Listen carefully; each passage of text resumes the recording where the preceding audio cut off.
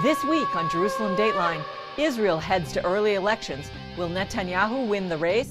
And how has President Trump impacted the Middle East?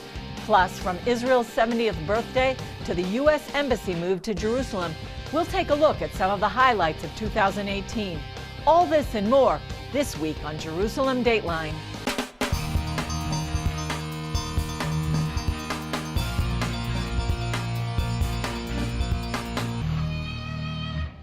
Hello and welcome to this edition of Jerusalem Dateline. I'm Julie Stahl filling in for Chris Mitchell. 2018 has been full of highs and lows. We want to take a look at some of those stories. One of the most recent is that Israeli Prime Minister Benjamin Netanyahu's government decided to hold early national elections. They'll take place in April, 6 months before they were scheduled. Israeli Prime Minister Benjamin Netanyahu said the time is right for early elections. 6 weeks ago, when the possibility of bringing down the government was before us, I said that we have urgent security matters to deal with. I couldn't reveal then what we did a couple of weeks later, which is to start this big operation to neutralize the terror tunnels of Hezbollah. 6 weeks ago, Israel's Defense Minister Avigdor Lieberman resigned over the security situation in Gaza. And since then, the government has ruled with a shaky majority. The current government in Israel is a very thin majority of 61 out of 120. In other words, it has a difficult time functioning, and it has already been in power for almost 4 years, which means elections were inevitable. The government decided to go to early elections after it came up short in a vote for a contentious piece of legislation. And I think it's perfectly sensible to go to elections now with a complete agreement, by the way, of all the partners, complete unanimity, and a great partnership for Israel. Opposition leader Tzipi Livni said it was time for Netanyahu to step aside. Netanyahu needs to leave, and better an hour earlier, because on his way out, Netanyahu will try to destroy what is left of the Israeli democracy. But latest polls show Netanyahu achieving a solid victory in upcoming elections. The next elections in Israel are basically going to be a battle within the right wing in Israel. In other words, how far ahead Netanyahu's Likud party will come out and how much power he will have in the next multi-party coalition government. Hebrew University professor Reuven Hazan said Israel's left has lost popularity. The number one issue in Israeli politics is security, and the left over the last decade or two has hitched its platform much more to a land for peace security formula, which today with Hamas and Hezbollah and so forth is not a platform that can win a lot of votes in Israel. Throughout 2018, Israel allegedly carried out numerous airstrikes in Syria to stop the transfer of weapons to Hezbollah and prevent Iran from entrenching itself near the Israeli border. Israel hasn't confirmed its involvement in those strikes, but recently Prime Minister Netanyahu strongly hinted that Israel had been involved. And then there's the Hezbollah tunnels dug under the Israeli border. Here's more on that story.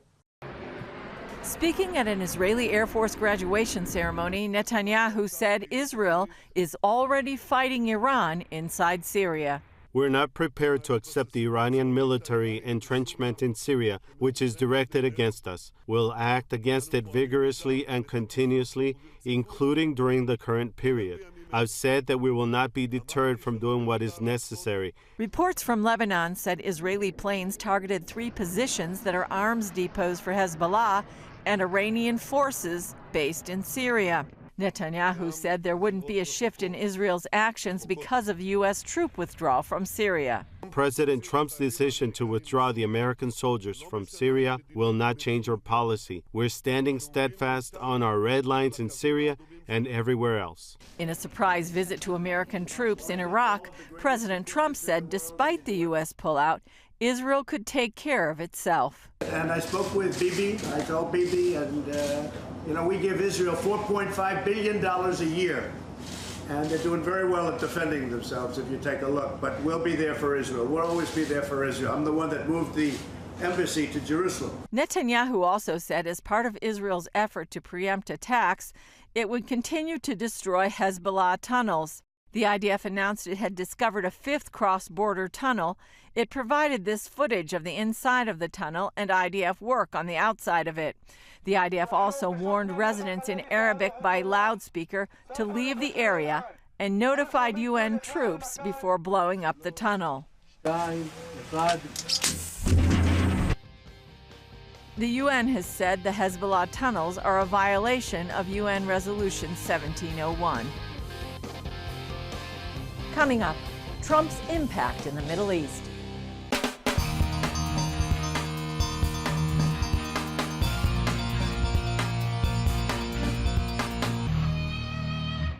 One of the biggest stories of 2018 was the U.S. Embassy move to Jerusalem. That's just one of the actions President Trump has taken in his 2 years in office.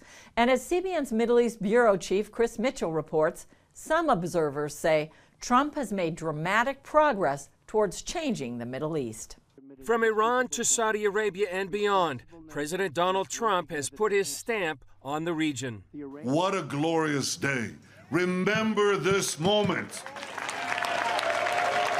President Trump, by recognizing history, you have made history. Perhaps the most dramatic decision, acting where other presidents had not, by moving the U.S. Embassy to Jerusalem. The decades of talk about that and frankly sort of empty talk about it, suddenly it happens. That's a very bold move that I think has, again, really changed the whole sort of basics, topography in a certain way of the Israeli-Palestinian situation. It strengthened a U.S.-Israel relationship that had suffered under the Obama administration. Many of us grew up in a world of a Pax Americana, and we felt safe under those great eagle wings of the United States of America. And those wings have been a fluttering away, how should I say, in recent years. And we feel now that they're back. And it gives us strength. It gives us strength sometimes to even be conciliatory. Israel needs that behind it.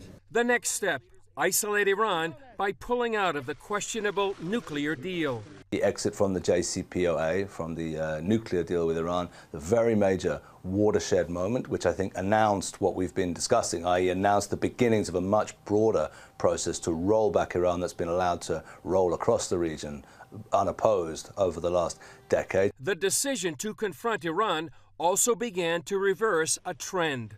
I think a lot of what they're doing is trying to repair the damage to America's position in the Middle East after the Obama administration wrecked America's reputation as an ally by embracing America's chief enemy in the Middle East, Iran, at the expense of America's allies, whether it's Israel or the Sunni Arab nations that were betrayed by the Obama administration. The region is going through a complete realignment, right, in the last 2 years that President Trump has been in office. What's happened is you've started to see is that all the other countries in this region are beginning to recognize that for the last few years. Saudi Arabia and Israel are in close contact in the shadows behind closed doors. The United Arab Emirates and Israel are talking to one another. There are business relationships, intelligence relationships, military relationships between the Israelis and the Gulf states. Trump also brought changes to the Israeli-Palestinian peace process. I believe President Trump has broken the paradigm for diplomacy here in the Middle East that got encrusted for about 50 years now. It's broken that old formula for peacemaking here and really strengthened Israel's cause. And so we have to thank Trump for that, whether it's moving the embassy, closing the PLO mission in Washington, cutting off funding to UNRWA, challenging the way UNRWA has a different definition for Palestinian refugees than any other refugees. All across the board, Trump is hitting my bucket list of things that should have been done long ago. Another major development, standing up for persecuted Christians in the Middle East. They made human rights and particularly the religious persecution to be a priority. The most dramatic example, Trump put U.S.-Turkish relations on the line for imprisoned pastor Andrew Brunson. They're ready to almost damage to the trade and the economy with Turkey over a pastor. And all of the secular media, without exception, are saying, a pastor? Who cares about a pastor? The trade with Turkey is much more important. The money and the value of the lira is much more important. But the Trump administration said, no, a pastor who's falsely accused and is in prison is important to us, and we're willing to really put our money where our mouths are, and they're taking a strong stand. He also stated his support for Iranians who protested their own leadership. All these bold decisions resonate in the Middle East, where strength matters. I think in the broader Middle East, it's someone who will stand on his word. It's someone who is not afraid to get involved. It's someone who will stand up. When America is strong, Israel is strong. When America is involved in this region, that sends a message to Israel's detractors and Israel's potential enemies that if you mess with Israel, you're messing with the United States, and vice versa. And that is a message that sadly we didn't hear for a while, and it's again being heard throughout the region. The world hopes the Trump administration's next message is the unveiling of its long-awaited peace plan. Chris Mitchell, CBN News, Jerusalem. Up next, from Israel's 70th birthday to the U.S. Embassy move to Jerusalem, a snapshot view of 2018.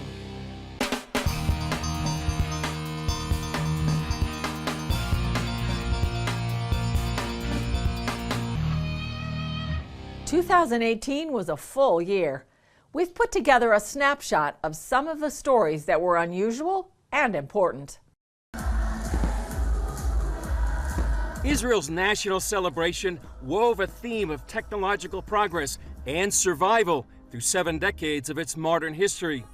They told the story of the Jewish people from Moses to the early pioneers, through the Holocaust, to the planting of the land and the growth of technology.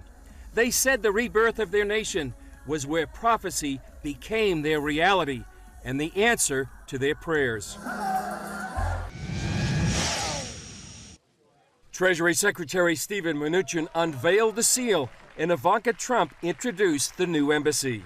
On behalf of the 45th President of the United States of America, we welcome you officially and for the first time to the Embassy of the United States here in Jerusalem, the capital of Israel. In a video, her father, President Trump, said his decision acknowledged reality. Israel is a sovereign nation with the right, like every other sovereign nation, to determine its own capital. Much of the coverage of Monday's riot seemed to show one side of the story, an uprising to protest the opening of the U.S. Embassy in Jerusalem. Mahmoud Zahar, a senior Hamas official, said this on the Al Jazeera network. This is a clear terminological deception. So when we talk about peaceful resistance, we're deceiving the public. This is a peaceful resistance bolstered by military force and by security agencies. The videos show tire burning and wire cutting units saying their highest aspiration is to die for the sake of Allah, and to cut the Zionist enemy's main barbed wire fence, or to take down the border fence with the fingernails of their children. Israeli Ambassador Danny Danon called this a Palestinian cycle of death. First, they incite people to violence. Then they place as many civilians as possible, including women and children, in the line of fire to maximize civilian casualties. Then they blame Israel, and then they come here to complain to the UN. It can't get much more low-tech than this, yet the flying fire kites or balloons have caused extensive damage to southern Israeli crops and nature reserves. Ofer Lieberman is the agriculture manager at Kibbutz Niram, less than a mile from the Gaza border. In the last 6 weeks, his kibbutz has lost 250 acres of wheat, 500 acres of cow pasture, and 25 acres of trees that were older than the state of Israel.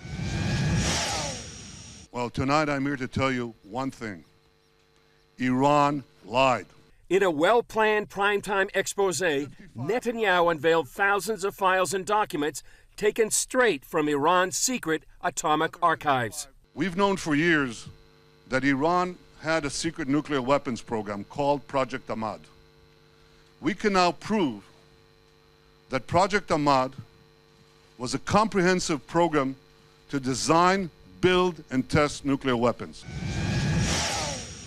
Israel's Minister of Culture and Sports, Miri Regev, listened to history being made as Hatikva, her country's national anthem, played during the medal ceremonies following this international judo competition. That followed Israeli Prime Minister Benjamin Netanyahu's short visit to Oman, the first by an Israeli prime minister. Another first came when a delegation of American evangelical leaders came here to Abu Dhabi, the capital of the United Arab Emirates. What we found here in our meetings with the Crown Prince and with many senior leaders here is an extraordinary story that's almost a hidden treasure of moderation, of resistance to radical Islamism, to wanting a close relationship with the United States, and freedom of worship. Gaza terrorists launched some 400 rockets at Israel. The Iron Dome anti-rocket system struck down about 100. Some fell inside populated areas. The IDF responded by attacking some 150 Hamas and Palestinian Islamic Jihad military targets in Gaza, including a Hamas television station and governmental structures. As this more than 100-foot vessel sailed into Herzliya Harbor, dozens of other ships, boats, and even windsurfers came out to greet her. We want to show solidarity with two groups. First of all is the Christian minorities in the Middle East that are about to go extinct. And so we're trying with this sail to raise our voice to say, listen to them and to those who are left. This is the cradle of Christianity itself. And Christians are almost going extinct because they're killed for their faith. Then, where can we sail with this message? And the only answer is Israel, because first of all it says Jesus, sailing for Jesus on the side. There's no other country in the Middle East that would open up their ports for us. And it's the only country in the Middle East where the Christians are growing in numbers. So we want to support Israel in this.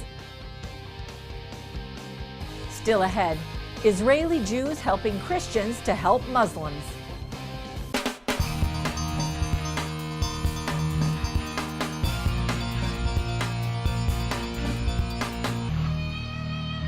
One of my favorite stories this year is that of Operation Good Neighbor, because to me it shows the heart of Israel and the Jewish people. The IDF providing medical aid, food, fuel, and other goods to the Syrians in need during their civil war, even though Syria and Israel are not friendly nations. And the story gets better. In many cases, the Israeli army worked together with Christian organizations to help the Muslims. Marco Moreno served in the Israeli military intelligence for 25 years. After the Syrian civil war began, the army assigned Moreno to come up with a response to the carnage. In the end, we took a very unique path. The path was to offer humanitarian aid to the Syrian side, meaning food, medicine, medical treatment, and help them in their tough hour. But asking nothing in return. Yeah. Asking nothing in return. It's kind of thinking outside the box, and it's not something that you can find usually as a set of mind in the Israeli army. This outside-the-box plan became the Good Neighbor Project. After several years, it's provided tons of food, fuel, and supplies to Syrians on the other side of the border. The military also brought thousands in need of medical treatment into Israel, despite the warlike relationship with the Syrian government. The goal is simple. To gain the hearts of mine. We said, listen, Syrian, we are your neighbors, okay? We don't want to hurt you. We want only to love you and help you in order to live in peace as neighbors, good neighbors. And as you say, that it's a game changer? It is a game changer. What struck me as one of the most profound dimensions of the whole story was that these were man-to-man, eyeball-to-eyeball relational equity and trust. And that struck me, and I wanted to get involved in that. Moreno enlisted Dalton Thomas, the founder of Frontier Alliance International, to send Christian medical teams inside Syria. And the thing is, they don't have anything over there. So they want and need everything on a medical level. The hospitals have all been bombed, the doctors have been assassinated or displaced. There isn't anyone over there. But who would go into what's become the most dangerous place on earth? One story that compelled me is the story of the Good Samaritan. Emmanuel led the first team in and found his neighbors bleeding and dying. You have everything from chronic disease, whether it's diabetes, blood pressure, and you have somebody who has his leg blown up or his gut spilling out or every kind of trauma that you can imagine. The conditions are abysmal. First thing I saw was hospital. I remember walking down the stairs And I remember smelling, because they had a lot of traumas that day, and I remember smelling the blood and then just walking in and being like, oh my goodness, what did I get myself into? Brittany also found herself in the war zone. She came with Tanya, a surgeon, and Melanie, a translator. They all went into Syria to help those caught in the crossfire. As chief surgeon, Dr. Tanya faced procedures she never saw in civilian life. At the moment I began the surgery, I felt like God would show me how to proceed, whether it was a C-section, a hemorrhage, amputations or traumas, like skull or vertebrae or any type of trauma. But why go into such a dangerous place? If anything, when I read the Bible, what I see is a God who is mighty in battle, a God who intervenes in a time of dire distress or need. So when I read that, it's easy for me to trust God, that God would protect me, that God would shelter me. And if He calls, I believe He will protect as well. They are warriors. Warriors. How? You have two kinds of warriors. One is carrying a gun, protecting his nation, fighting whatever, like I was for 25 years. The other kind of warrior, it's a warrior with the Bible, with a true belief in his heart.